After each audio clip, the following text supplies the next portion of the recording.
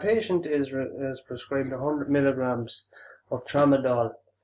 The stock dose is 25 milligrams per 2 ml. What volume will you require?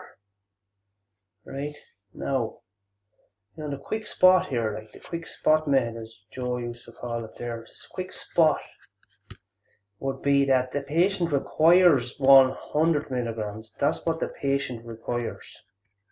And this stuff comes in 25 milligram batches. Right? Each batch is 2 ml. So there's 25 milligrams of the stuff. Right? It comes in 25 ml containers. And in this container is 25 milligrams of the stuff. Right? 25 milligrams floating around in the 2 ml vial. Now, if you had 2 of them, you'd have 2 times 25 would be 50 milligrams, which isn't enough. This patient wants 100. But if you had 4 of these, 1, 2, 3, 4 of these containers, each container has 25 milligrams in it.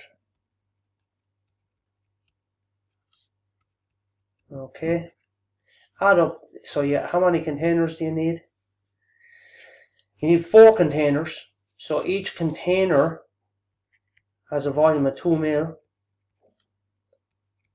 Right, so the final volume, the total milliliters that you will need will be 2 and 2 and 2 is the 4 2's put together. 8 mils required. That would be the answer, I reckon. 8 mils required. Because when you'd have 8 mils, it means that you'd have 4 sets of 25. And the 4 25s comes to 100 milligrams. Now you could also try